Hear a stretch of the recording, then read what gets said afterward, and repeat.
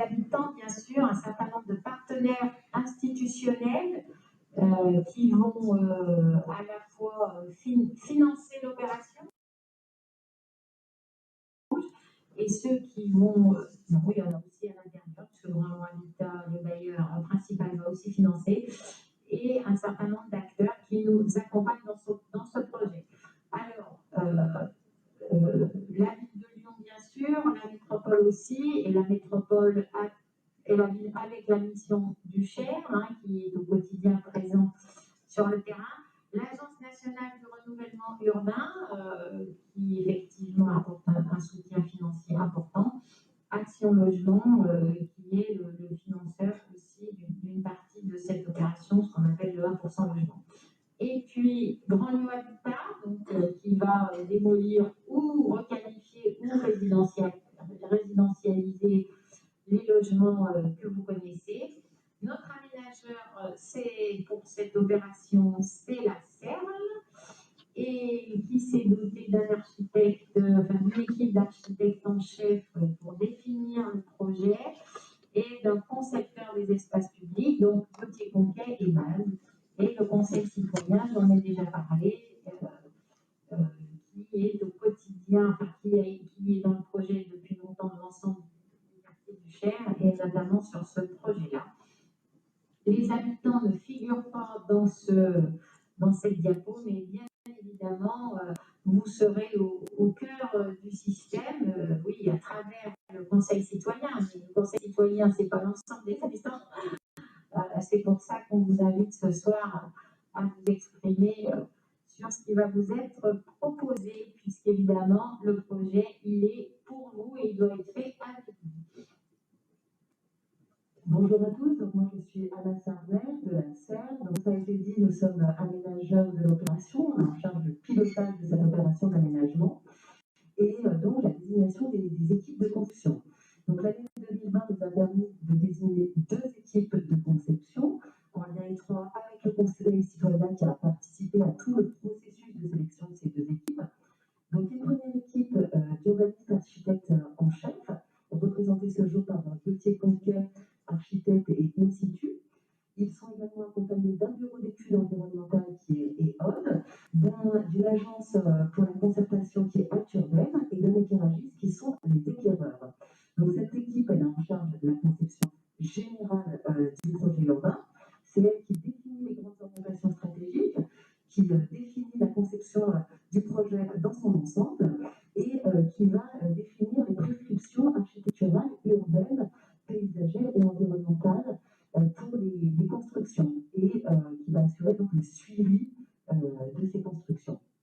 Et puis une deuxième équipe, donc l'équipe de maîtrise d'œuvre des espaces publics, donc composée de Base qui est aujourd'hui présent, accompagné du bureau d'études Aegis Billet Transport, des éclaireurs et de Silo Architectes en matière de concertation et de préfiguration. Je vais donc laisser la parole à l'équipe d'architectes en chef pour vous présenter les grandes intentions du plan de composition urbaine. Merci Anna. Bonjour, je suis Thibaut Bréjon, je suis chef de projet au sein de l'agence Gauthier+Conquet. Déjà vous dire qu'on est très heureux d'être là, parce que ça fait quand même plusieurs semaines, pour moi, qu'on travaille dessus et on est heureux de pouvoir pas vous rencontrer malheureusement, mais en tout cas ça va arriver, et de pouvoir en tout cas échanger avec vous. Vous présentez déjà les grandes intentions du projet qui pour nous orientent à la fois le plan de composition qui va vous être présenté, mais aussi témoignent d'une certaine philosophie de projet qu'on a besoin de partager aujourd'hui. C'est vrai qu'on s'est déjà questionné sur la notion de cité paysagère. C'est un élément qui est ressorti, notamment avec le Conseil citoyen qui avait été impliqué, notion de cité jardin aussi. Et on s'est posé la question, c'est quoi une cité paysagère aujourd'hui? C'est quoi une cité paysagère à la SOPA? C'est quoi par rapport au plateau? C'est quoi en termes de qualité du cadre de vie, des usages, des espaces publics? Ce que vous voyez déjà sur cette première carte, ça a été de penser le projet en rapport avec le paysage. On voit à travers ces différents éléments, on a cherché à fonder déjà l'identité paysagère du quartier avant même de penser à la question du bâti. Ça passe par un certain nombre d'éléments. Le premier, ça a déjà été de repenser le quartier par rapport au parc du Vallon, et notamment par rapport à la géographie du projet. Comment on s'ouvre finalement, comment on ouvre ce quartier sur le reste de son territoire. Ce parc du Vallon, que vous voyez sur la partie basse de la cartographie, il est finalement proche du projet. Ouais. Ça marche, nickel. Donc le parc du Vallon, partie-là, finalement, il est proche du quartier et en même temps, le projet. Donc ça a été un projet de renouvellement, ça a été devenu équivalent vers le cœur du quartier. Donc ça passe à la fois par le square des équipements qui est présent aujourd'hui ici, mais ça passe aussi et surtout sur la capacité qu'on va avoir à étirer ce parc de ballon jusqu'au cœur du quartier. Et on voit qu'ici, au centre du projet, au centre du quartier, on a un espace d'articulation avec les différents secteurs, le secteur des 400, le secteur des 500, les nouvelles opérations qu'on va potentiellement avoir ici, qui du coup est un espace intéressant pour venir irriguer le reste du quartier. Deuxième point, ça a été de faire avec. Ça a été dit en introduction, mais on a vraiment cherché à s'inspirer de l'existant, qui est déjà très riche, notamment du point de vue de la trame arborée. Et ça passe par la complémentarité des différents espaces qu'on va avoir et des usages qu'on va y associer. On pense notamment au Square des 400. Alors voilà, au Square des 400 qui se situe juste ici, qui est déjà un bel espace en fait en soi, et qu'il suffit juste de valoriser et de conforter en lien avec ce qu'il y a aujourd'hui au niveau du Square des équipements et au niveau de la place centrale. Voilà. Un troisième point aussi, ça a été de repenser le rapport du quartier par rapport à son environnement. Et là, notamment, on pense à ce que vous voyez sur la partie 3 ici, qui fait tout le tour du quartier, qui est cette ceinture végétale. Cette ceinture végétale, elle est préexistante aujourd'hui. C'est un talus qui est plus ou moins épais et qu'on souhaite valoriser et conforter dans le quartier parce que pour nous, il fait un vrai filtre à l'échelle du projet. Et un filtre dans le bon sens du terme, puisqu'il protège le quartier, il permet d'affirmer sa vocation résidentielle notamment, donc il fait bon vivre à la sauvegarde, c'est vraiment l'idée, mais aussi il donne une image depuis l'extérieur du projet, de se dire que quand on rentre dans le quartier, on rentre par le végétal et par la trame paysagère et pas non seulement par le bâti. On le voit, on a aussi cherché à se plier au maximum sur les continuités plantées existantes. C'est ce que vous voyez sur la partie nord du site ici. On a par exemple, vous connaissez bien le talus de la 540 qui est ici, qu'on a cherché à prolonger au maximum à travers ces venelles. Ici, la partie au niveau de la barre 550 qui vient aussi être prolongée et qui vient se connecter à cette ceinture paysagère. L'objectif, c'est bien que cette trame-là de paysage, elle fasse le lien entre les secteurs existants et les secteurs projetés. Une fois qu'on installe ce paysage, on s'est posé la question des espaces publics. Et je dirais on a une grande chance pour le coup sur le quartier, c'est qu'on a déjà des espaces publics et des voiries qui desservent bien le quartier. Notamment Rosa Parks sur la partie sud, Ben Gurion sur la partie ouest ici, l'avenue des Cully, la rue Maurice Béjart. Donc des axes qui sont déjà bien dimensionnés pour l'ensemble des modes de déplacement et qui nous permettent, nous, aujourd'hui, de penser qu'à l'intérieur de ce quartier, on a une trame d'espace public qui soit la plus apaisée possible. Donc on imagine plutôt une voie de desserte centrale, ce que vous voyez ici, qui soit plutôt à double sens, qui permet à la fois de desservir l'ensemble des résidences existantes, donc le secteur des 400 notamment, mais aussi les nouveaux programmes qui sont situés sur la partie nord-ouest ici. Cette trame centrale, elle permet selon nous aussi d'installer une trame d'espace public complémentaire qui soit plutôt à sens unique, apaisée, partagée pour l'ensemble des modes de déplacement et qui permette aussi d'affirmer une qualité résidentielle des différents programmes. Cette trame vière, elle est complétée par une vraie trame d'espace public piétonne. Ça, c'est un objectif fort du projet, de se dire qu'on a ici, dans cet espace central, un espace d'articulation pour les piétons et qui dépasse finalement le strict cadre du projet de la sauvegarde, mais qui vient se connecter sur la partie ouest ici avec le stade de la sauvegarde, la clinique, le quartier des sources, et qui vient se connecter aussi sur la partie plutôt est du site avec le plateau. Donc on voit qu'ici, sur cette trame est-ouest, on a un espace piéton assez généreux, central, et qui débouche sur cet espace majeur en cœur de quartier. Cet espace central, il débouche aussi du point de vue des piétons en lien direct avec le square des 400 qu'on a situé sur la partie ici plutôt ouest du quartier. Donc on a ici aussi un espace d'articulation important et évidemment aussi cette transversale qu'on vient imaginer plutôt d'est en ouest avec le parc du Vallon que j'expliquais juste avant. Une fois qu'on a installé cette trame paysagère et cette trame vière, on peut du coup commencer à penser à la question de la constructibilité du projet. Cette constructibilité, elle est diverse, à la fois à travers des programmes plutôt d'activité économique, on le rappelait, ils sont assez importants pour faire vivre le quartier et pour amener de l'activité sur ce projet. Donc c'est ce que vous voyez plutôt en bleu sur la cartographie. Donc ici, c'est existant, c'est le centre du Vallon, au niveau de l'avenue Ben Gurion.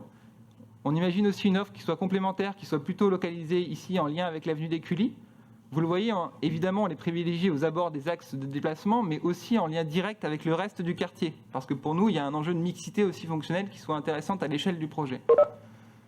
On a ensuite différents programmes que vous voyez plutôt en orange, qui sont des programmes plutôt à destination d'une offre de logement, donc plutôt sur la partie nord-ouest du site, ici, entre les deux venelles que j'exprimais juste avant. Et ensuite, un peu plus disséminés, ici au niveau de l'avenue Ben Gurion, là en articulation avec la résidence senior, et au niveau sud sur la partie Rosa Parks. On le voit ensuite, ces différents programmes s'articulent autour de cet espace central. Et là, c'est un vrai parti pris de projet qu'on a eu, de se dire qu'on croit beaucoup ici en l'opportunité de dégager une centralité de quartier à l'échelle du quartier de la Sauvegarde, mais aussi complémentaire à celle qui existe déjà sur le plateau. Ici, pour nous, on n'a pas une centralité qui est exclusivement commerciale, mais qui vraiment s'adosse à travers à la fois les commerces et les services qui viennent se dresser ici sur la partie de l'avenue de la Sauvegarde, mais aussi qui peut être complémentaire à travers des usages notamment jardinés, peut-être des espaces ludiques, sportifs, peut-être aussi tout simplement un espace de rencontre qui soit à l'échelle notamment du parc qui vient déboucher ici.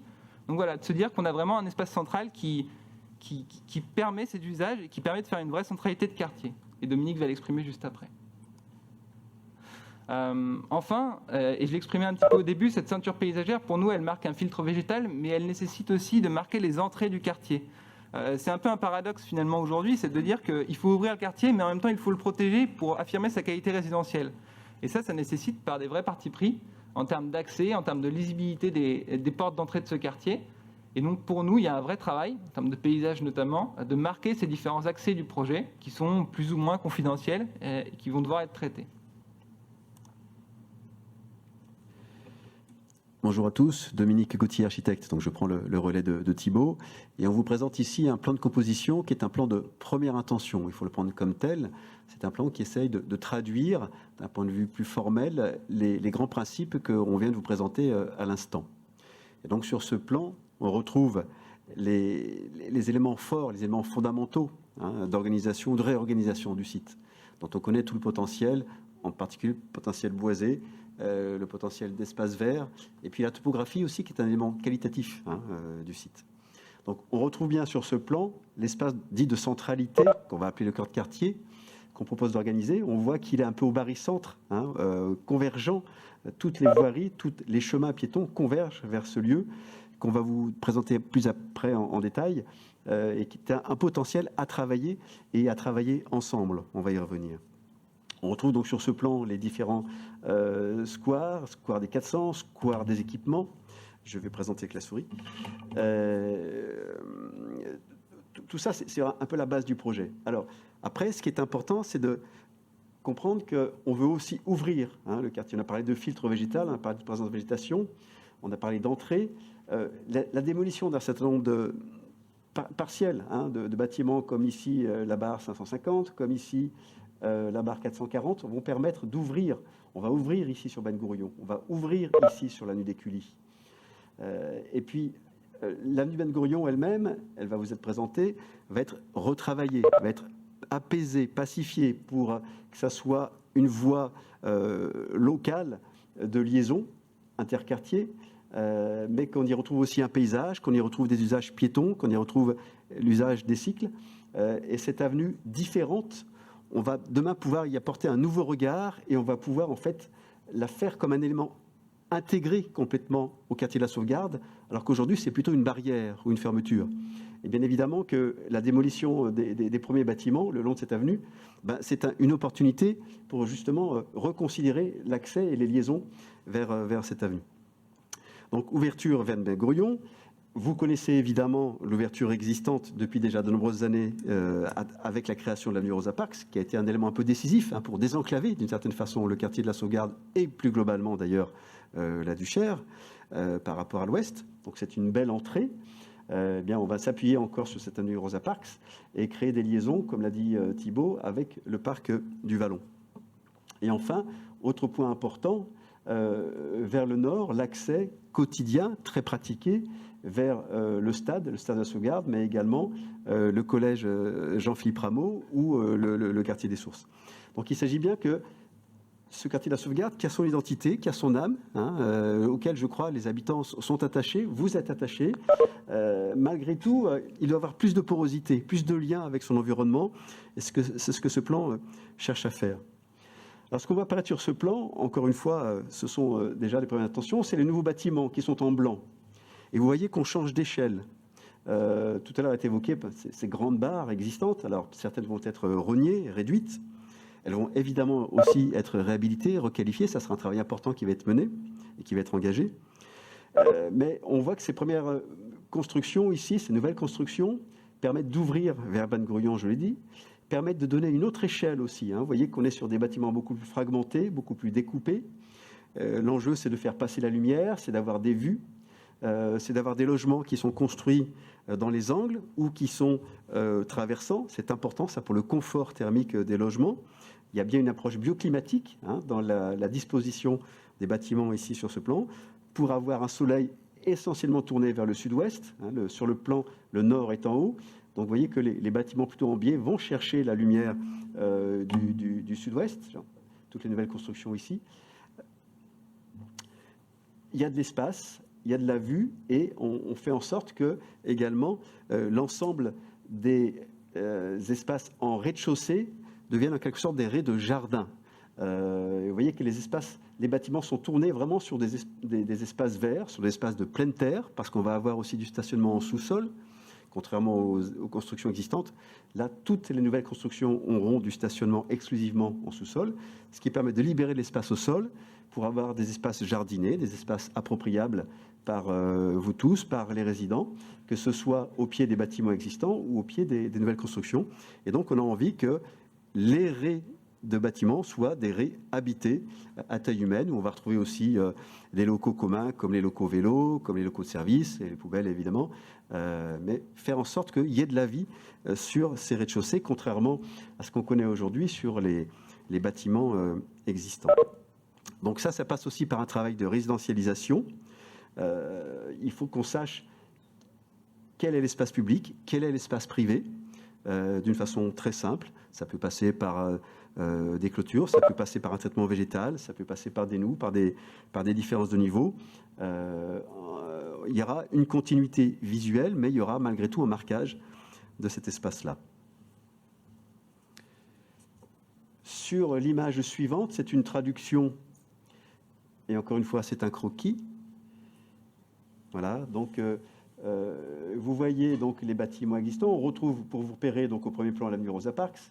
On aperçoit ici le square des 400, toujours bien paysagé. On voit au premier plan ici, au nord du centre social, ce qu'on appelle pour l'instant le square des équipements, mais qui est un lieu vraiment à potentiel et qui doit être travaillé, qui doit être imaginé. C'est un lieu important parce qu'il dessert à la fois l'école des Géraniums, le centre social qui malheureusement est un peu isolé par rapport à ce square, mais il y a peut-être un travail à faire pour l'ouvrir un peu plus justement sur ce square. Il y a des cheminements piétons. L'idée est bien que depuis le parc des Vallons, on puisse transiter à travers cet espace-là pour rejoindre le cœur de quartier que vous voyez ici, donc en passant entre le bâtiment 510 et la résidence personnes âgées. Et vous voyez qu'on retrouve également sur ce plan cette implantation en peigne des logements que j'évoquais tout à l'heure, tournée toujours vers le sud-ouest, et toujours ces continuités végétales. L'idée ici, c'est bien de recréer des corridors qui sont intéressants pour la faune, pour la biodiversité, et pour développer des canopées végétales qui vont permettre de lutter contre ce qu'on appelle les îlots de chaleur.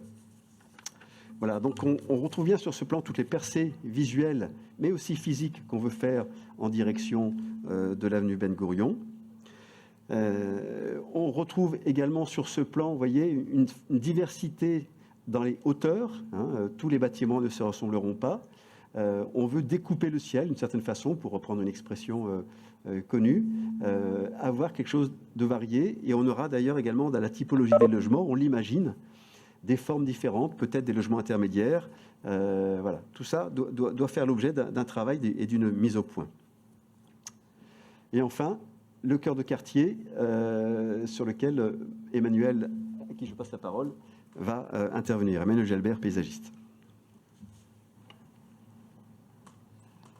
On peut passer à l'image suivante, je ne sais pas comment on fait.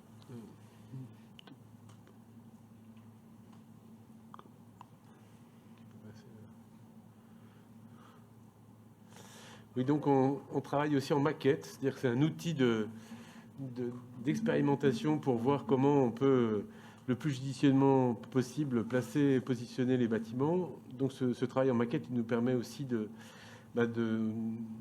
on représente à la fois le végétal et les bâtiments. On voit bien qu'on a ici une présence végétale extrêmement forte. On s'est attaché à représenter les couronnes des arbres avec leurs vraies dimensions. On est très attentif à l'existant. Si on peut revenir juste sur le visuel précédent, qui permettent de voir... ah non, c'est encore avant, excusez-moi. Non, c'est dans l'autre sens, je pense que... Excusez-moi.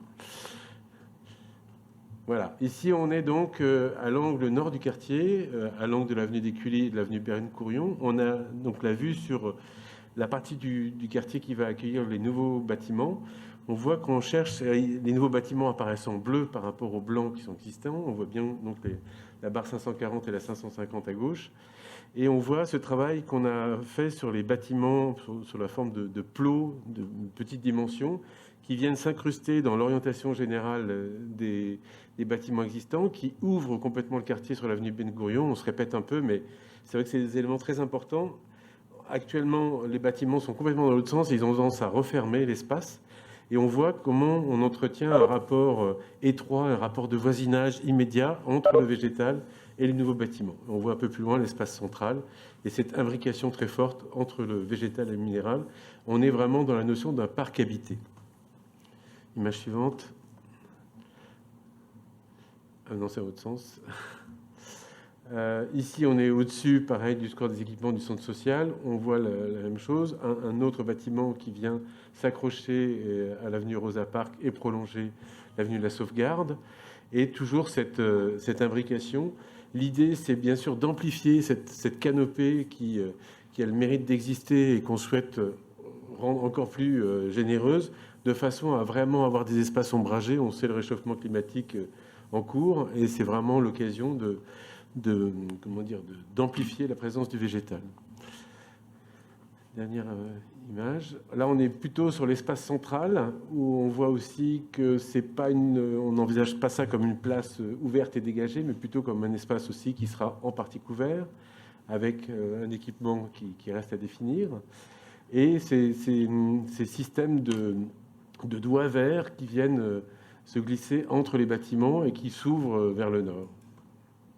Je passe la parole à Baz. Bonjour à tous, Bertrand Vignal, Baz, paysagiste. Du coup, je suis en charge des espaces publics, la réalisation des espaces publics. On va dire à la suite un peu de ce travail qu'on vient de vous présenter, sur la composition générale, avec le travail de paysagiste dont Emmanuel vient de parler, et puis le travail que vous avez vu avant avec Dominique et Thibault. Et notre mission, c'est de transcrire justement ces notions de cité paysagère dans la réalité de ce qui va se faire au quotidien, et notamment dans le long terme, de révéler les lieux et de le faire aussi avec vous. On verra tout à l'heure quelques éléments de concertation et de coproduction. Alors, il y a cette image que vous voyez qui est déjà un petit peu obsolète parce qu'on voit que les bâtiments n'étaient pas déconstruits. Mais si on passe sur l'image suivante, ce qu'on voulait mettre en valeur par cette vue, c'est, on en a parlé un petit peu déjà, mais c'est justement le patrimoine arboré. Ici, on a une occasion unique justement de faire cette cité paysagère grâce à la quantité d'arbres qu'on a. On a près de 800 arbres, allez j'arrondis à 800, parce qu'on les a peut-être pas tous relevés. Et cette surface de canopée, alors on en a parlé un petit peu, alors la canopée c'est un terme un peu particulier, parce que souvent on l'utilise pour l'Amazonie, mais on l'utilise aussi pour la couverture végétale des arbres, la projection qu'on a au sol, et on a plus de 2 hectares de cette canopée qui est déjà existante, c'est-à-dire 2 hectares, hein, c'est plus de 5 terrains de foot, et ça fait une emprise au sol d'ombre en été qui est assez importante, presque 17%. Mais l'idée, c'est de ne pas s'arrêter là, c'est de continuer et de passer presque à 30%, de planter encore plus d'arbres, de renouveler le patrimoine végétal et d'installer vraiment cette cité paysagère dans un processus plus climatique pour préparer l'avenir qui est incertain, mais on sait qu'on va aller vers un peu plus de chaleur. Peut-être image suivante. Alors, je vous propose qu'on passe très rapidement, pendant 3 minutes, sur les images existantes. Vous connaissez ces lieux, mais c'est bien de les regarder peut-être tous ensemble. Il y a ce site de l'aire de jeu derrière le centre social de sauvegarde. C'est assez beau quand même cet endroit, avec des arbres très développés, des pins, on voit tout un système feuillu. Et donc on va partir de ça, on va tout garder bien sûr, mais on va révéler peut-être.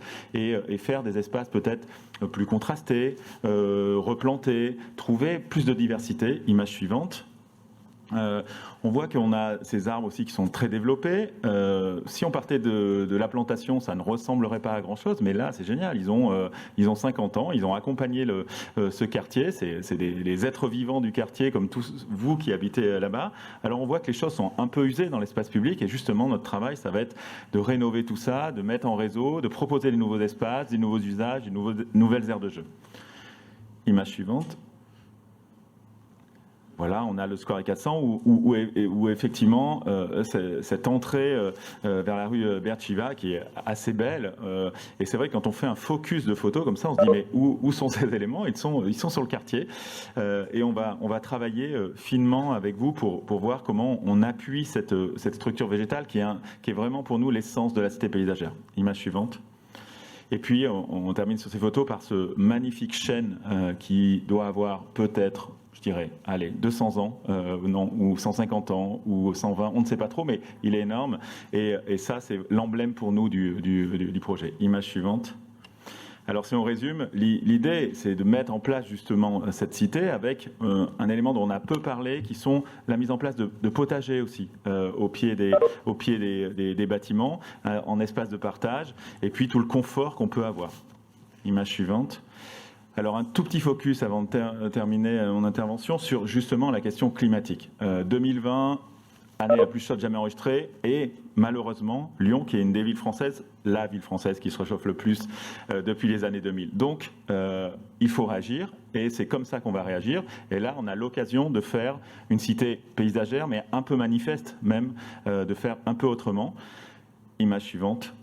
Et on a cette petite image, alors, qui dit que, alors il faut la lire finement, mais qu'il y a 44 degrés de différence si on fait une photo instantanée au niveau du sol à midi au mois de juillet, entre un endroit qui est en béton ou en enrobé et un endroit qui est qui est au niveau des feuilles dans un coteau frais, dans une forêt. Voilà.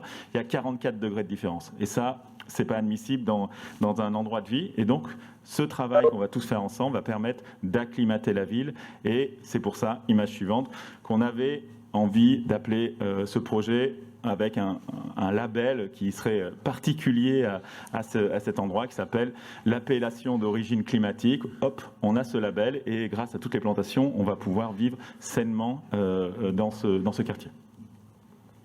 Merci. On vous propose un petit temps de réponse aux questions que vous avez commencé à poser sur différents sujets, sur les services publics, sur la qualité des réhabilitations, la centralité. Alors, qui commence ? Monsieur Père, sur la qualité des réhabilitations peut-être, et puis les élus lyonnais sur les services publics. Oui, je pense que tout le monde pourra compléter. Je dis quelques grands principes. D'abord, la réhabilitation, ça concerne les logements en tant que tels. Je rappelle quand même qu'on est sur un montant, même si c'est vraiment une enveloppe qui ne parle qu'un peu, mais c'est quand même plus de 66 000 € par logement en termes de réhabilitation. Donc on est quand même sur un montant extrêmement important au regard de ce qui est dépensé en la matière. C'est la reprise des pièces humides, le changement des portes palières, la mise en sécurité électrique, le remplacement des fenêtres et des portes-fenêtres. Mais les travaux de réhabilitation, ça n'est pas que cela. C'est évidemment aussi une intervention sur les façades et sur les bétons abîmés. Voilà pour et sur l'isolation, bien sûr, évidemment. Et donc, voilà pour les grands principes quand même de cette réhabilitation. Question sur les services publics. Oui, il y avait une question sur quels seraient les nouveaux services publics. Pour l'instant, si je reviens sur la présentation qui a pu vous être faite, on parlait de création de commerce et de services. Donc, pour l'instant, ça reste l'objectif d'avoir environ 860 mètres carrés de commerce et de services. L'objectif, c'est avant tout de relocaliser les commerces existants, de pouvoir développer des services du type médecin ou maison médicale, mais d'avoir donc des rez-de-chaussée qui puissent être actifs. Et par rapport à ça, l'ambition, dans un premier temps, et même si le projet peut évoluer, l'ambition est peut-être un peu modeste. C'est-à-dire que quand vous demandez qu'est-ce que c'est que cette centralité, la centralité pour l'instant, elle sera développée juste après, L'objectif n'est pas de venir créer un centre commercial ou de venir créer une polarité. Enfin, on n'a pas l'ambition de venir concurrencer la place de l'Abbé Pierre. Donc on va avoir une petite polarité, mais qui sera juste complémentaire de celles qui sont bien plus importantes ailleurs dans le quartier. Peut-être que M. Gauthier peut compléter sur la centralité, puis ensuite on répondra à la question sur les silos enterrés. Oui, alors cette centralité, c'est un élément qui reste à imaginer d'un point de vue programmatique, mais qui peut accueillir les habitants dans diverses formes, autour de services, autour d'ateliers, autour du thème de l'agriculture urbaine. Hein. Il y a cette volonté de développer en lien avec cette cité paysagère des jardins potagers, ça a été dit, il y a plusieurs endroits qui permettent de le faire au pied des bâtiments, et ça c'est peut-être un vrai lien social et un vrai lien économique dans une logique d'économie circulaire sur le quartier. Et donc, dans cet espace-là, on imagine qu'on va pouvoir agréger toutes ces fonctions de la vie quotidienne et qui serait peut-être justement l'âme du quartier renouvelée à travers cette fonction. Sur un espace public, disons-le bien, sur une place, là, peut-être faut remontrer la carte, non, je ne sais pas. Peut-être qu'on peut remontrer la carte. Ah non, c'est pas prévu pour. Si, on peut retourner à la carte du plan de composition.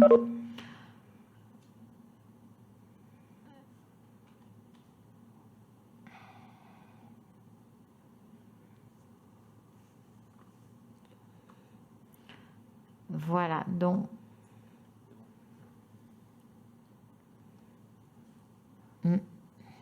Non, ça saute. Bon, en tout cas, la proposition est celle d'un lieu de centralité, mais sa définition, ses usages et toutes ses fonctions, elles sont aussi à préciser dans une discussion avec vous. Donc, vous pouvez vous exprimer sur ces idées-là, le Conseil citoyen aussi, et ça sera à travailler encore dans les semaines qui viennent. La question sur les silos enterrés, est-ce qu'on va continuer l'expérience qui a été menée sur l'autre partie du quartier? Est-ce que je laisse Monsieur Giraud répondre? Merci Madame Veslier. Oui, c'est une vraie question, effectivement, puisque, comme je vous l'ai indiqué tout à l'heure, pour fabriquer ce projet de rénovation sur la sauvegarde, on se nourrit également quand même des expériences passées sur la première phase de rénovation du plateau. Et objectivement, effectivement, la question de la gestion des ordures ménagères en 100% silo, 100% apport volontaire, n'est pas une réussite à 100%, puisque effectivement, aujourd'hui, avec une année exceptionnelle en 2020 au regard de la crise sanitaire, il y a quelques dysfonctionnements dans les apports volontaires qui sont circonscrits à quelques points, mais qui témoignent quand même pas d'une insuffisance, mais qu'on ne fait jamais suffisamment de pédagogie concernant la mise en place de ce type de collecte. Donc j'allais dire qu'il faut retenir aussi les leçons de ce premier chantier et ouvrir le débat. Effectivement, rien n'est fermé aujourd'hui sur la rénovation de la sauvegarde concernant cette thématique. C'est aussi à vous, je pense, habitants ou conseils citoyens, de nous apporter votre expertise d'usage qui est évidemment fondamentale pour mener à bien ce projet sur ce sujet. Nous aimerions que les apports volontaires et que le 100% silo soient effectifs, mais il ne faut pas non plus être jusqu'au boutiste. Juste un complément par rapport à ce que vient de dire Emmanuel Giraud. Il va être lancé dans les jours qui viennent une enquête justement pour comprendre pourquoi cet apport volontaire qui se fait, puisque les habitants amènent les sacs jusque devant les silos, mais oublient quelquefois de les mettre dans les silos. Alors que quand c'est des bacs roulants, ils les mettent dans le bac roulant. Donc il y a une enquête qui va être menée sous la maîtrise d'ouvrage de la direction de la propreté, qui a en charge à la fois la propreté du quartier et la question des ordures ménagères, pour comprendre et enquêter auprès des habitants pour savoir pourquoi ils ne vont pas jusqu'au bout. Est-ce que la période de crise sanitaire avec la peur de toucher la trappe qui permet de mettre les sacs dans les silos est la réponse, et on va le voir et on va l'étudier justement pour choisir finalement, savoir si on revient à un mode classique ou si on reste sur l'expérimentation du plateau qui fonctionne dans certains secteurs, qui a fonctionné à un moment donné et qui fonctionne beaucoup moins depuis la crise sanitaire. Le Conseil citoyen, allez-y. Oui, madame. C'est pas une question de sanitaire, c'est pas la crise, parce que c'est les sacs, quand on monte à l'avenue, moi j'y passe quand je vais à Suma, il faut voir les sacs, il y en a partout. On se demande s'ils ont été déjà ramassés le matin. Donc c'est pas la crise, ça date depuis le début. Le problème aussi, c'est que des gens, ils mettent des sacs qui sont énormes, au lieu de mettre parce que les trous sont tout petits. Il aurait fallu des sacs de 20 litres. Il y a des sacs de 50 litres, donc il y a tout. Et à côté, on trouve de tout aussi. On trouve des chaises, des canapés, n'importe quoi. Alors déjà, nous, à la Duchère, le problème, c'est qu'on a des communes environnantes qui nous amènent leurs déchets. De temps en temps, là en ce moment, dans l'immeuble 510, on a une machine à laver qui a fleuri. Oui, on a tout ça chez nous, et c'est pas toujours nous, les Duchérois. Et c'est ça qui est le problème. Mais en tout cas, moi, je suis contre les silos en terre. Déjà, il faudrait savoir s'ils sont nettoyés de temps en temps. Et les problèmes aussi des bacs que nous avons actuellement, ils sont pas si hauts, mais il y a souvent les adultes qui envoient leurs enfants, et des fois c'est des petits, donc ils les posent à côté. T'as des adultes qui les mettent aussi à côté.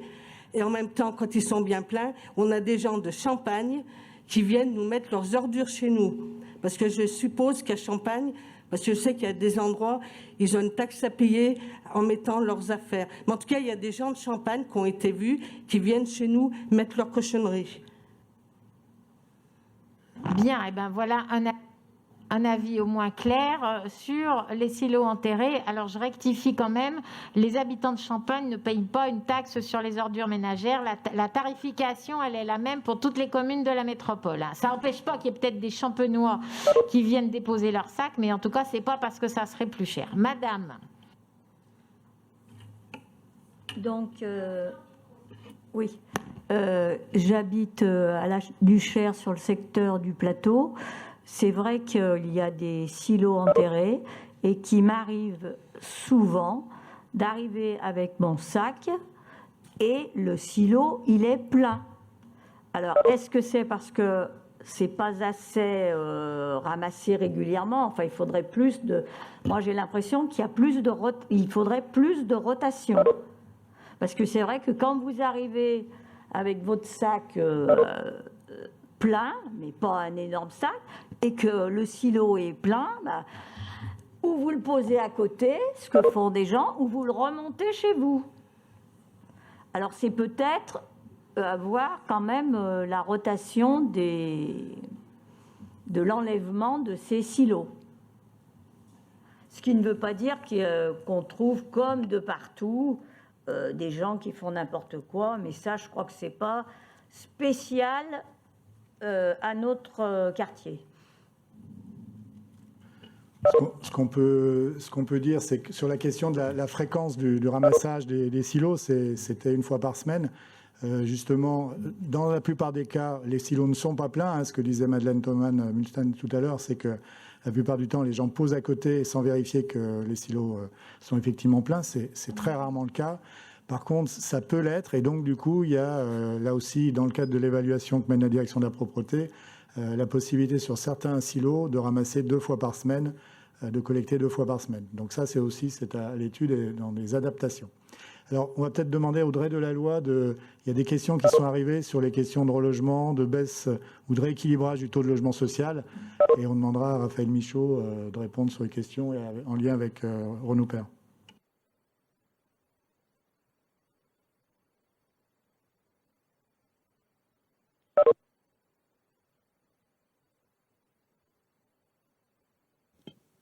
en lien avec la réhabilitation des bars sur le niveau de loyer et quel niveau de loyer sera proposé sur la réhabilitation des bars. Des questions effectivement sur le relogement, de savoir comment ça va se passer. Des questions sur la forme urbaine et les réaménagements de commerce, notamment suite à la démolition du petit centre commercial et sur les hauteurs des bâtiments qui seront à venir. J'en profite. Une autre question, sous le ton humoristique ou pas, sur le recensement des espèces et des arbres existants et sur les espèces adaptées, mais peut-être que ce sera une question adaptée à un autre sujet juste après. Alors, le relogement, allez-y. On va le faire à deux voix. Pour le relogement, pour l'instant, on a énormément encore de solutions à trouver. Pour l'instant, c'est un travail qu'on va encore poursuivre sur 36 mois. Donc, ça veut dire que par rapport à ça, on n'a pas à ce jour tout de suite les réponses. Tout ce qu'on peut vous dire, c'est qu'on tente et on s'assure qu'on propose à chacun un logement adapté à son besoin. Et à ce titre-là, il y a une partie des personnes qui sont relogées dans des logements plus petits et qui, à ce titre-là, peuvent payer moins cher. La question de est-ce que quand je vais arriver dans un nouveau logement, je vais payer plus cher ? Non, il n'y a pas de solution mécanique. Et si je reste dans mon logement, je ne vais pas forcément payer plus cher non plus. L'important, c'est juste qu'on se pose la question au moment où on réhabilite, aussi de savoir si chacun est dans une situation où il a besoin de plus d'espace ou moins d'espace. Et à ce titre-là, si son loyer va évoluer. Mais ceux qui sont dans leur logement et dont le loyer est à ce jour fixe, il restera fixe après les travaux. Ceux qui n'ont pas vocation à bouger n'auront pas de variation.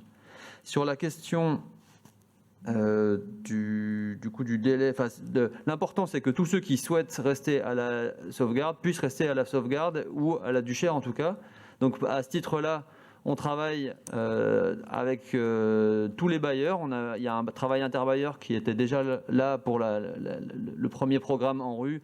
Et là, pour le deuxième programme en rue, on renforce, et la ville de Lyon, en tout cas, met tout en œuvre pour qu'on puisse reloger à proximité des réseaux sociaux, à proximité des lieux de vie, tous les habitants qui vont subir des démolitions.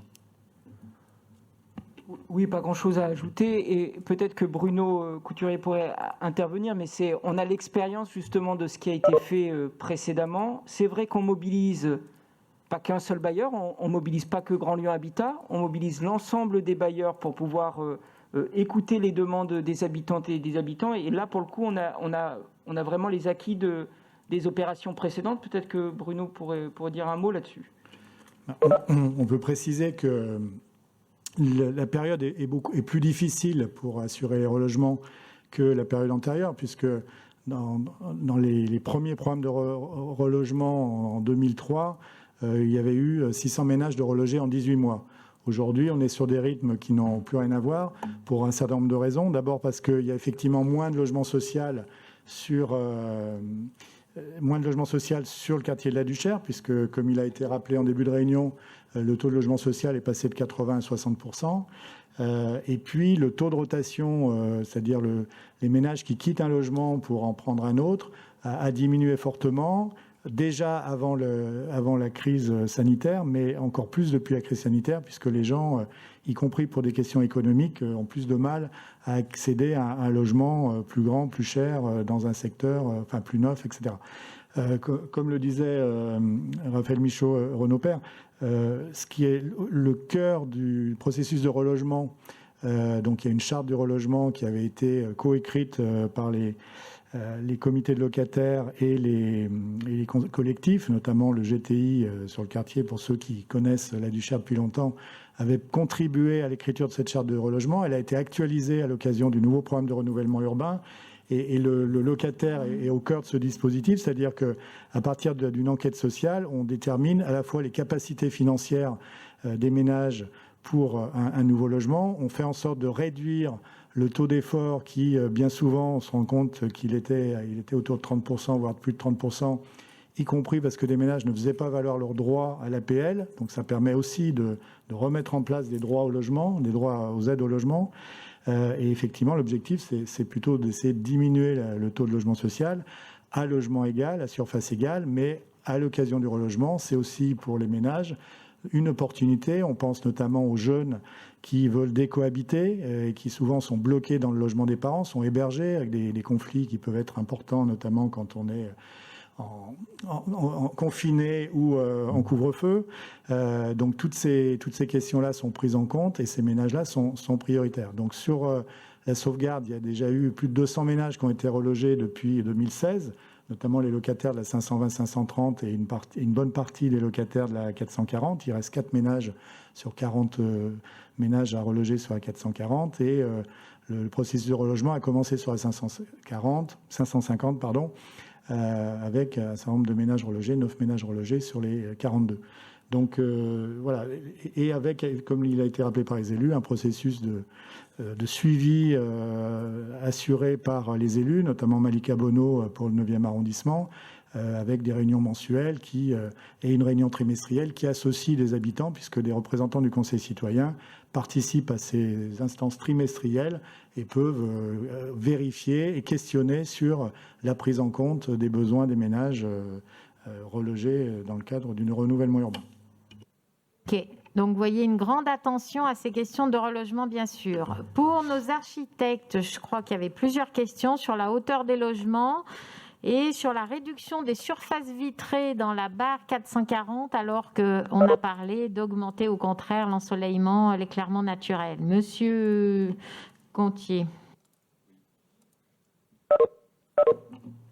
Alors, la hauteur, elle ira de R+2 à R+5, R+6 ponctuellement. On reste, vous voyez, sur des hauteurs mesurées pour rester un petit peu dans le gabarit des bâtiments existants.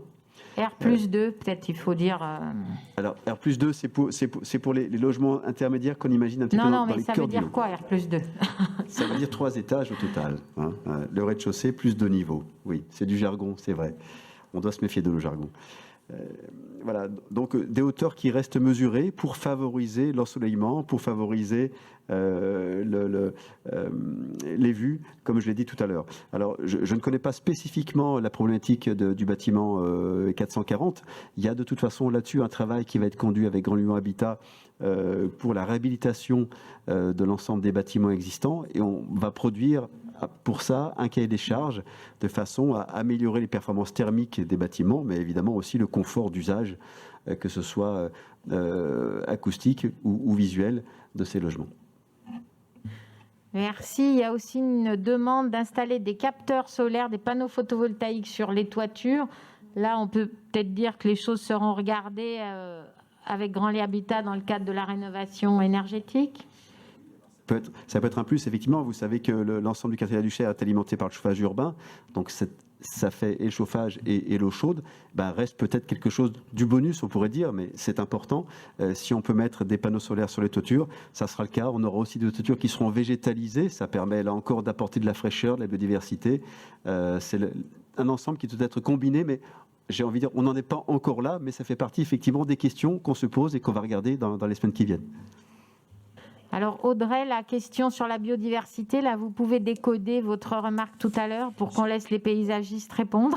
C'était sur les essences qui existaient et sur les essences qui seraient développées dans le quartier et dans le projet. Ça va faire le lien et la transition peut-être avec la notion de quartier fertile. Oui, mais il y a encore des questions sur notamment la qualité. Pardon, Bertrand. Non, mais juste 2 mots.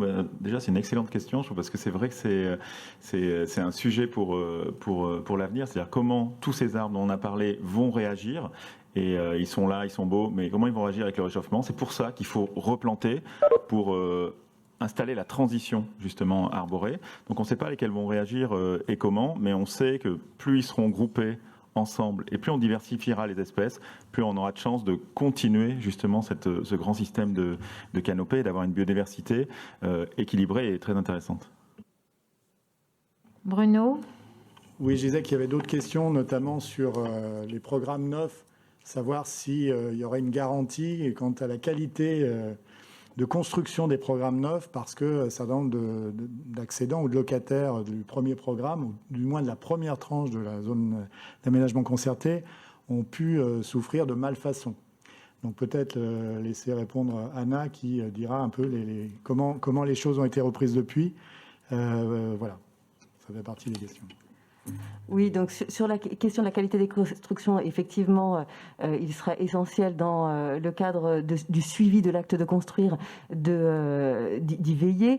Dans le cadre de la ZAC, effectivement, sur la première tranche, on s'est aperçu d'un certain nombre de malfaçons, choses qu'on a réussi à évaluer, à prendre en considération, et on a tenté de rectifier le tir dans le cadre de la seconde tranche en assurant un suivi de l'acte de construire plus prégnant et en ajustant aussi nos prescriptions. Donc c'est bien l'idée de s'appuyer sur l'évaluation de la Duchère pour construire mieux et plus durable sur la sauvegarde. Et il y a une évaluation, effectivement, qui plus est, qui va être conduite dès le mois de mars sur la deuxième tranche de la ZAC, sur la perception des usages des espaces publics et des espaces privés et du logement et de l'habitabilité du logement. Il y a une question sur le renouvellement urbain qui bloquerait les logements sociaux. Je pense que c'est important de répondre là-dessus parce que ça correspond à une réalité. Oui, quand on démolit des logements sociaux, ils sont plus disponibles à la location. Mais derrière, on les démolit parce que soit ils sont insalubres, soit ils sont complètement contraires au projet de rénovation lourde tel qu'il est mis en œuvre par l'équipe. Donc ce qu'il faut bien voir, c'est que oui, effectivement, à court terme, on va bloquer du logement social parce qu'effectivement, il va falloir qu'on reloge des gens. Donc effectivement, par rapport à des nouveaux demandeurs, il y a une partie des affectations de logements annuels qui va être fléchée vers des gens qui sont en cours de relogement. Mais ça, forcément, parce que sinon le projet va durer des années, on va se retrouver avec des bars à moitié vides, avec des relogements, des gens qui sont tout seuls parce qu'ils sont en train d'attendre d'un relogement. Donc oui, on assume une part de fléchage pour que le projet aille vite et pour que ça puisse avancer. Derrière, il faut quand même qu'on mette en parallèle le plan d'investissement que la métropole porte et celui que je porte à travers la ville de Lyon pour qu'on arrive à résorber le déficit de logements sociaux à l'échelle de la ville de Lyon. Donc quand on annonce que dans le plan de mandat, on va construire 9350 logements sociaux qu'on va mettre en route dans le mandat, ça correspond à un effort qui n'a jamais été fait et que la ville de Lyon engage aux côtés de la métropole qui, elle aussi, fait sa part. Mais il faut assumer que certes, on va démolir des logements, mais ça se fait pour la qualité de tous les autres. Et tous ceux qu'on va réhabiliter, ce sera des logements qui repartent. On repart pour 20 ans, 30 ans. La prochaine grosse rénovation, on espère qu'elle est dans plus que 30 ans même. Non, mais c'est vrai que la remarque est judicieuse. Hein. C'est un moment tendu et Bruno l'a bien dit, on n'est pas dans la phase aussi de relogement comme on a pu le connaître il y a 15 ans. Hein. Donc il faut quand même, si on essaye de voir cela, c'est quand même beaucoup plus compliqué. Néanmoins, j'ai envie de dire, ça tombe bien d'avoir une majorité à la ville de Lyon et une majorité à la métropole de Lyon qui s'engagent fortement dans la production de logements sociaux. Parce que précisément, on a un objectif quand même fort. La métropole, c'est 6 000 logements sociaux à la fin du mandat par an. Donc avec une part en locatif et puis une part d'accession à la propriété d'une certaine manière qui sera sous condition de ressources, hein, donc qui sera réservée aux personnes qui ont des revenus modestes. Et donc cet engagement, il est fort et notre volonté, c'est effectivement qu'on ne gèle pas pendant trop longtemps. Donc je vous le dis, que ce soit à la ville de Lyon ou à la métropole, les opérations sont déjà lancées et on regarde ça quasiment à un rythme quotidien pour que précisément on puisse atteindre nos objectifs respectifs qui sont convergents.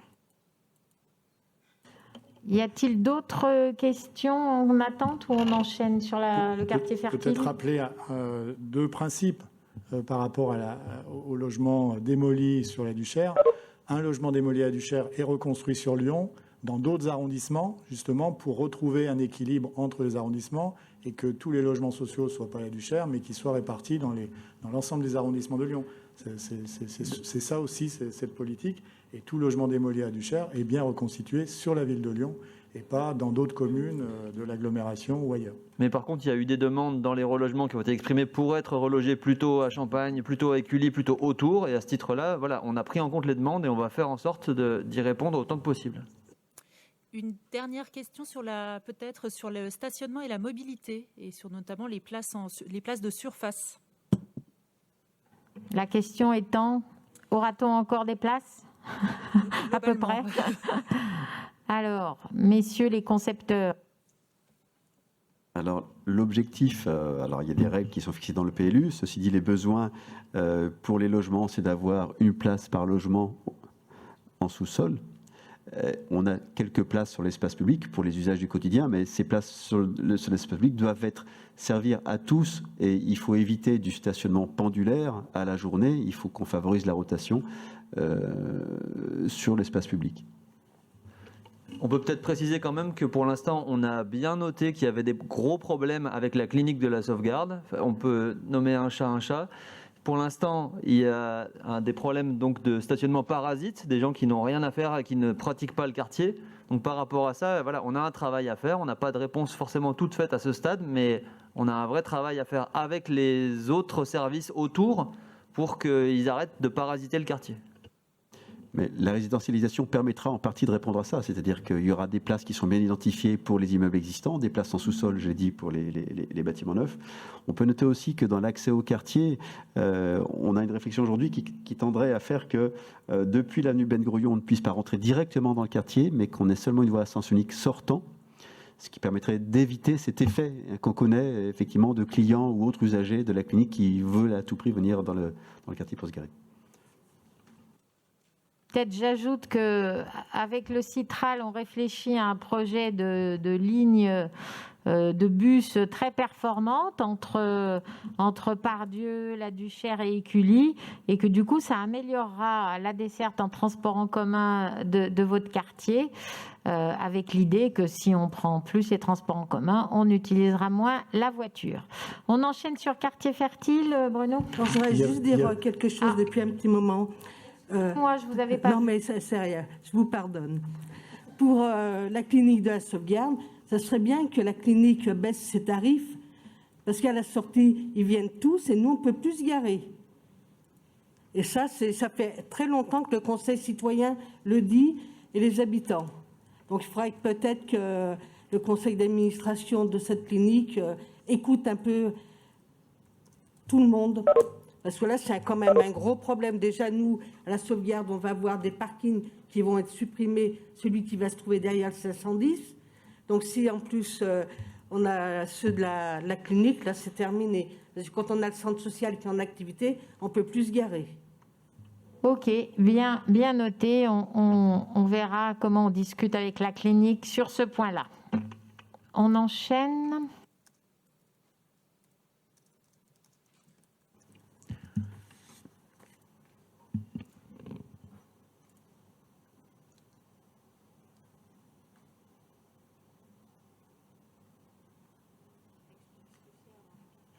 Alors, rapidement, quartier fertile, d'aucuns pourraient dire quartier nourricier, mais c'est présomptueux, donc on ne le dira pas.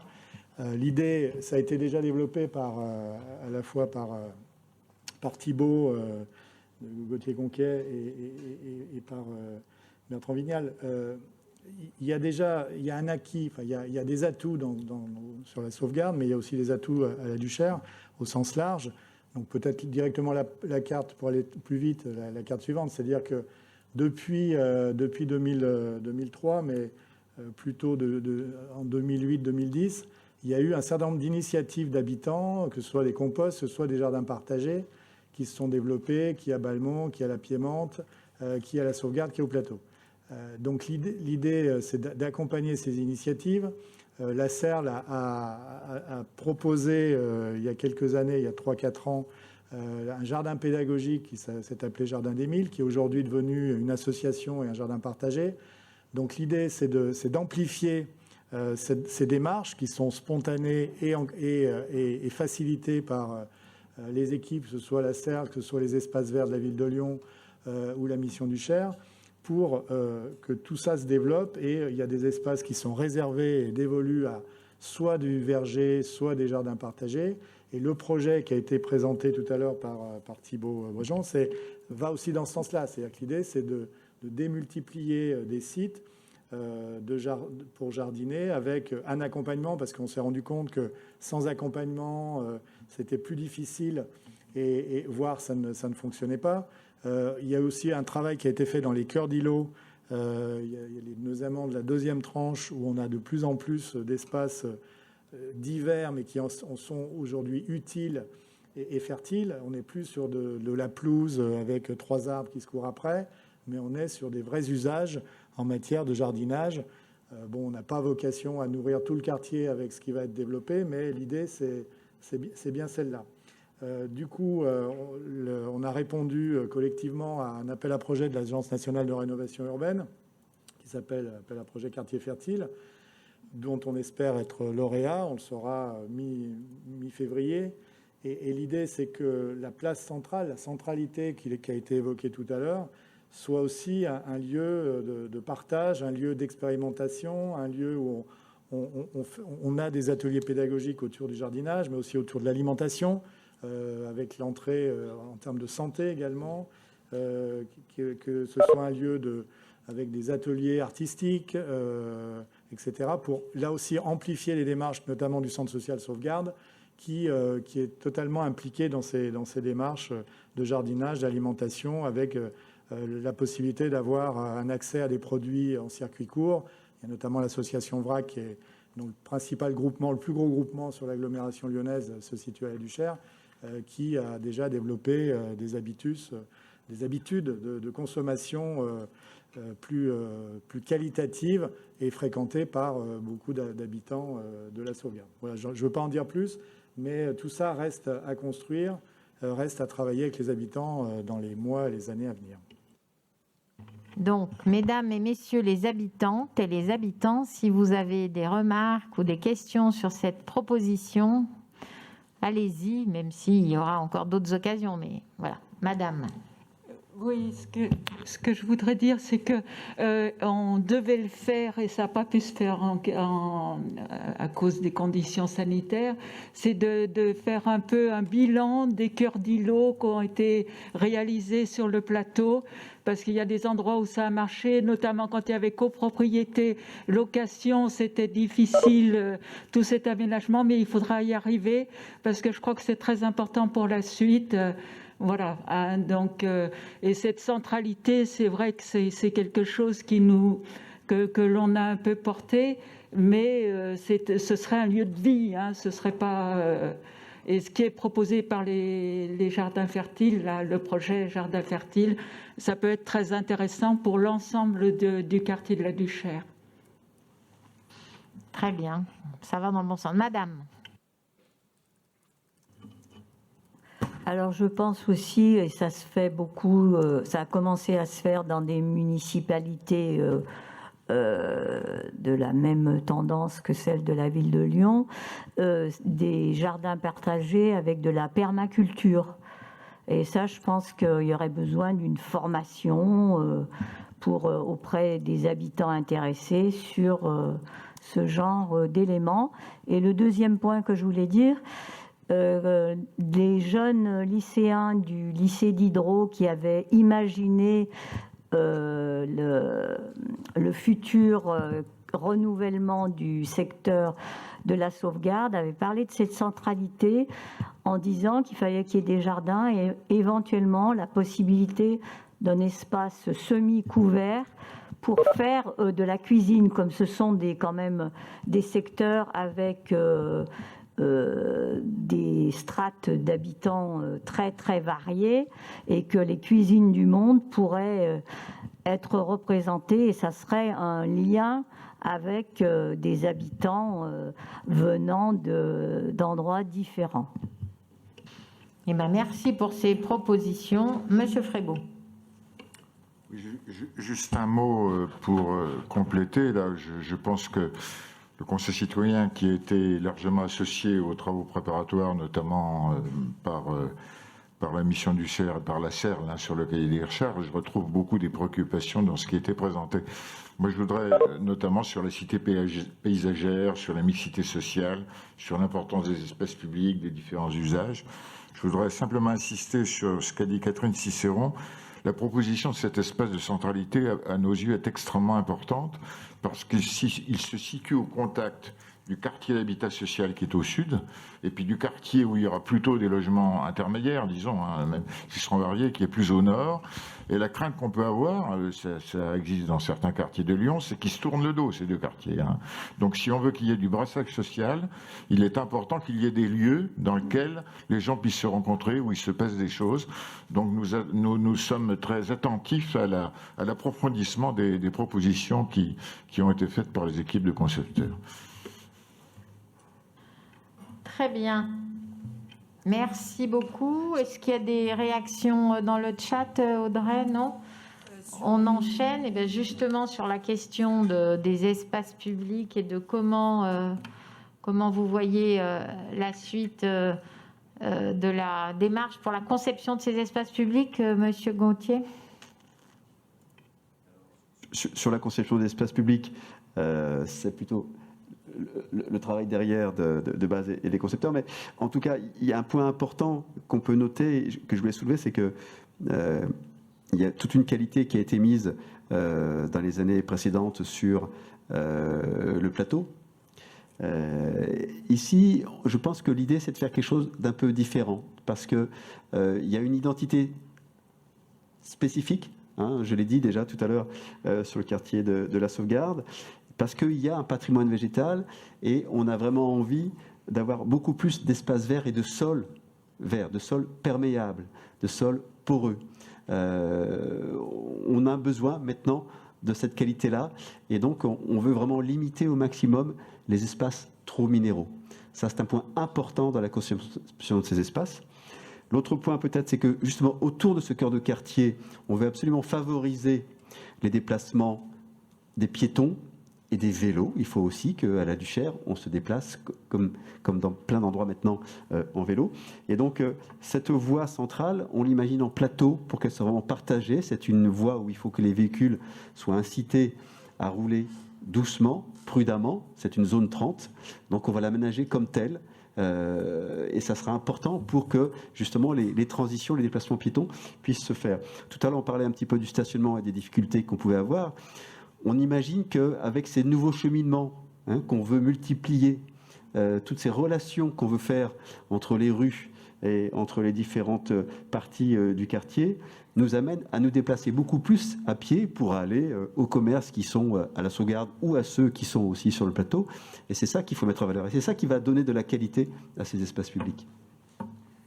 Et donc, pour concevoir tout ça, on vous propose une démarche de concertation dans les mois qui viennent. Donc là, c'est Thibaut qui est...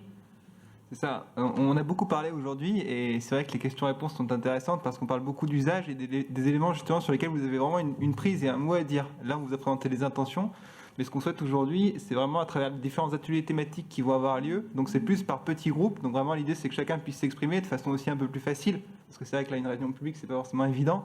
Donc l'idée, c'est vraiment de faire fonctionner autour de 3 ateliers, donc qui vous seront précisés, mais plutôt un orienté sur vraiment l'espace public. On en a beaucoup parlé sur la question du usage, sur la question aussi de la programmation de ces espaces. Qu'est-ce que vous voulez en termes d'équipement, en termes de jeux, en termes d'espace de jardin? Ça, c'est une vraie question. Voilà. La question de la composition aussi urbaine. On a parlé de la question du cadre de vie, de la question de la hauteur, la question du rez-de-chaussée aussi. Tous ces éléments sont importants et on travaillera avec vous pour bien les définir. Et puis aussi un atelier sur la notion de préfiguration, et Baz va faire un point là-dessus.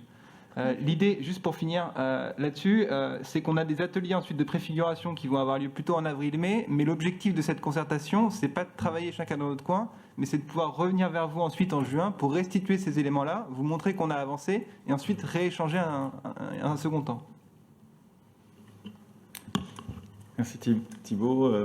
Effectivement, il y a la concertation et puis il y a la préfiguration. Alors les deux sont très liés, mais la préfiguration, c'est quoi? C'est construire ensemble quelque chose, mais vraiment construire, c'est-à-dire quelque chose de réel et de réfléchir ensemble à créer les conditions justement de la rencontre, mais aussi faire des actions rapides, parce que c'est vrai que tout ce qu'on a vu depuis tout à l'heure, les actions d'urbanisme, ça prend un certain temps, c'est normal, il faut construire ou déconstruire, on peut faire des choses très rapidement l'an prochain, construire des choses ensemble et tester aussi ensemble des usages. Je ne vais pas dire on a le droit à l'erreur, mais en tout cas, il faut regarder quels sont les bons usages, quelles sont les choses qui sont dimensionnées exactement pour les besoins du quartier. Vous vivez, enfin voilà, je vous vois pas, mais vous vivez dans le quartier. Nous, forcément, non. Mais on a des idées, vous en avez, et il faut essayer de les mixer ensemble pour trouver justement le bon niveau de cette action rapide. Alors ça peut être plein de choses. On peut faire des estrades, on peut faire des mobiliers, on peut faire de la plantation ensemble aussi, qui est une sorte de préfiguration des potagers. On peut décider aussi des lieux qui seront ces futurs potagers. On peut fertiliser les sols, on peut faire beaucoup de choses. Et c'est toutes ces idées qu'on viendra développer avec vous. Alors peut-être image suivante. Voilà, au fur et à mesure du temps et lors de ces moments de rencontre, c'est vraiment co-fabriquer et coproduire cette préfiguration des espaces pour qu'on ait les bons usages aux bons endroits pour ce quartier.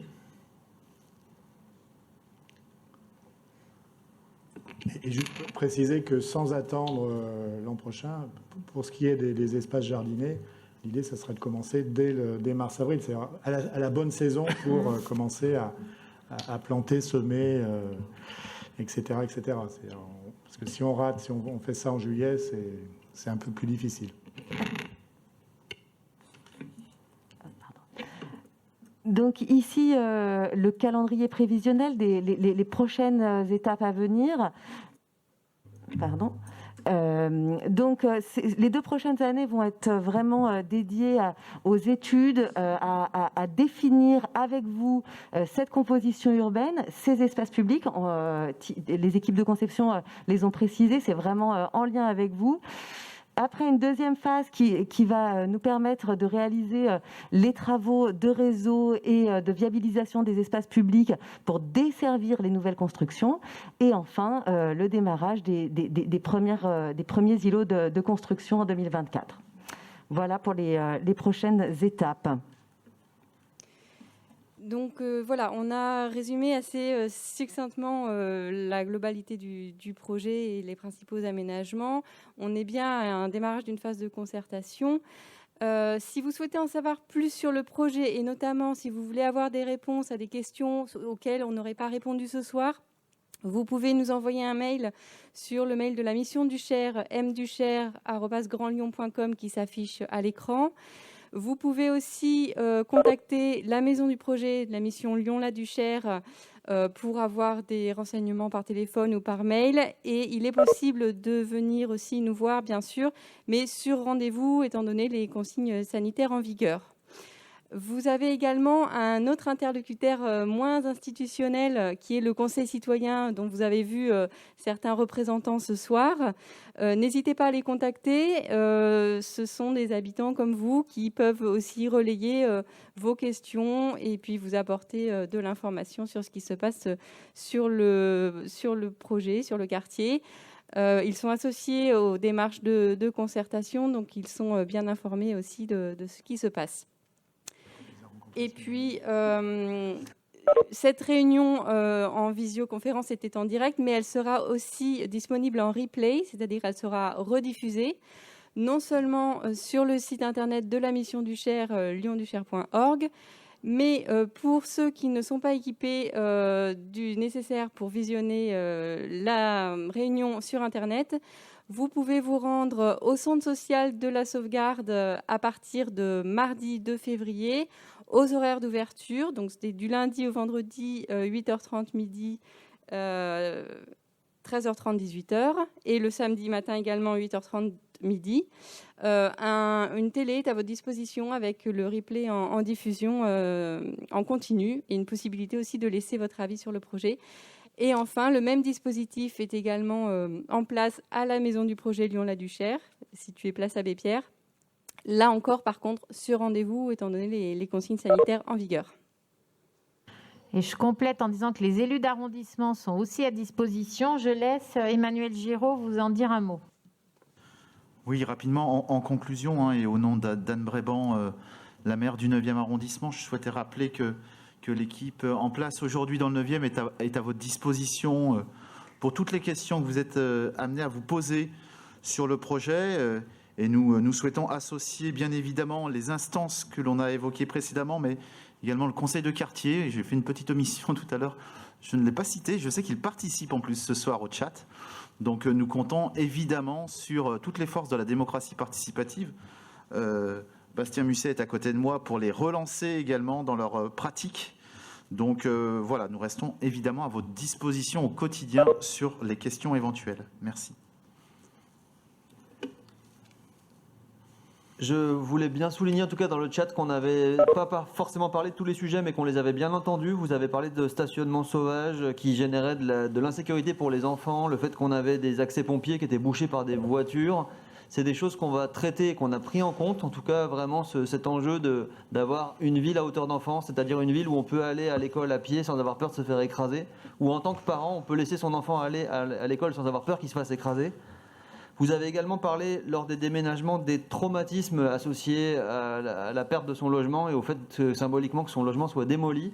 Je pense que c'est évidemment un traumatisme et à ce titre-là, tant mieux si l'espace senior peut être en appui de toutes les démarches que la collectivité peut envoyer parce que, voilà, on a une expertise d'usage et on a une proximité qui est précieuse.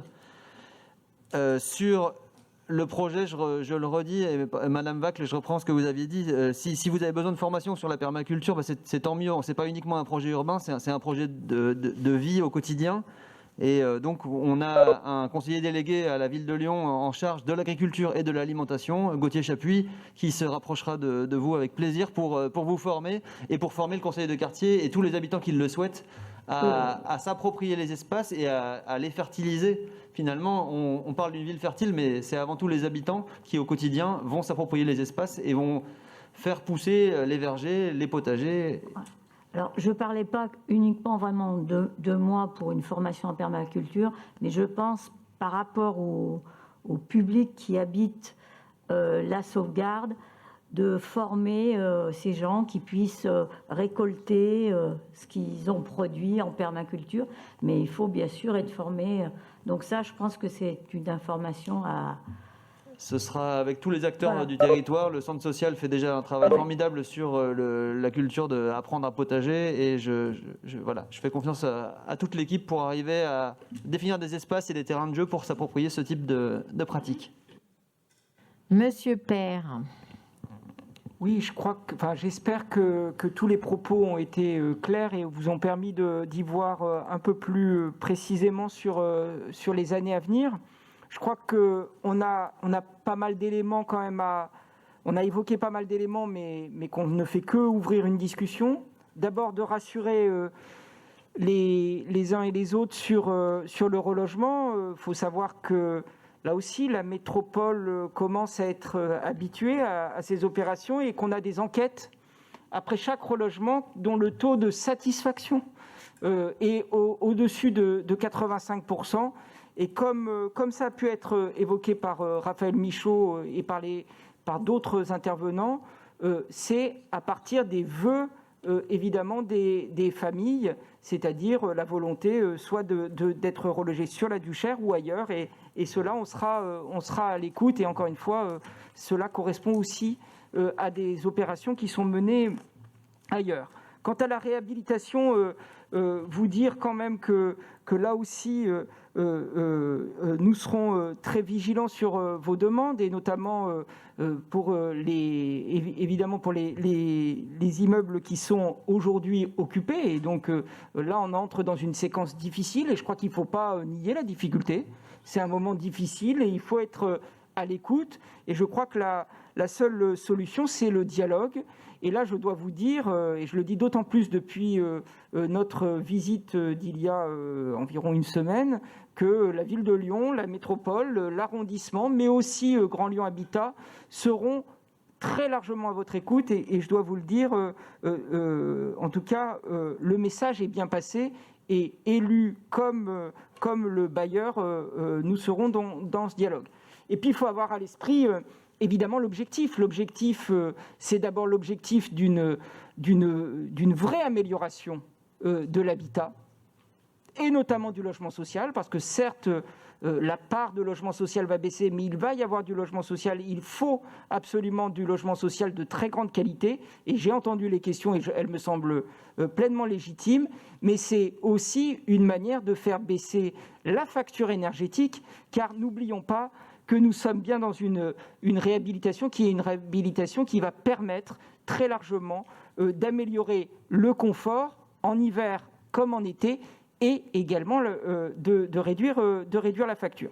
Et puis le projet, c'est tout ce qui a été évoqué, avec quartier fertile, on croise les doigts vraiment, on espère vraiment qu'on l'obtiendra pour la Duchère, mais c'est aussi la question de la centralité, le beau projet que vous avez évoqué du lycée d'Hydro qui donne des pistes là aussi pour la sauvegarde, pour la Duchère, et même peut-être pour d'autres quartiers aussi dans notre métropole. Merci. À mon tour de dire quelques mots avant de conclure. D'abord, je vous remercie de votre assiduité et de votre participation active dans le chat, même si évidemment, je le redis, c'est moins sympathique et convivial que quand on est en face à face. Et du coup, on est très frustré de ne pas vous avoir vu, mais on vous a au moins lu. Et du coup, je vous remercie de vos interrogations qui sont à la fois le témoignage de votre vie quotidienne dans le quartier et puis de vos attentes sur le futur. On a navigué entre ces deux échelles de temps. Tout de suite, les problèmes de stationnement, de gestion des poubelles et comment ça peut être demain à l'horizon du projet, parce que vous avez compris que ça va être un peu long tout ça. Mais du coup, je vous invite vraiment à participer activement aux ateliers dans les mois qui viennent, là, en février, mars, avril, mai. Et j'espère vraiment que ça pourra être sur place, dehors, distancié, mais dehors, notamment pour parler de préfiguration, parce que justement, comme vous avez compris que ce projet, il va mettre plusieurs années à se déployer, je pense que c'est très important qu'on soit dans cette démarche de préfiguration, de pouvoir définir avec les paysagistes et avec vous, qu'est-ce qui peut être fait sur ces espaces en attente de projets définitifs, de tester des aménagements provisoires, du jardinage, des quartiers, enfin déjà un quartier qui peut être fertilisé sans attendre les aménagements définitifs, mais franchement, dès ce printemps, ensemencer, cultiver, jardiner, ça sème au sens propre et au sens figuré des idées et des plantes. Donc, je vous invite vraiment à y participer activement pour être force de proposition et d'action, parce que Bertrand Vignal vous invitait à construire, si vous avez envie de construire des estrades, des tables et à planter, et ben, vous serez dans l'action et pas toujours dans les réflexions à long terme. Et ça, je pense que c'est très bien aussi pour tisser du lien social et se projeter ensemble dans à la fois de se projeter dans l'avenir avec des actions, les pieds et les mains dans la terre dès maintenant.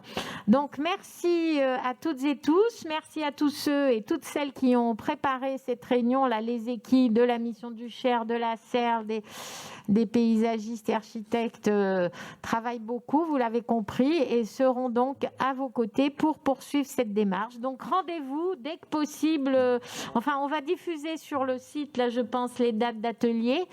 Et puis après, en juin, pour une restitution de cette démarche dont je ne doute pas qu'elle sera fertile collectivement. Bonsoir à toutes et tous. Merci.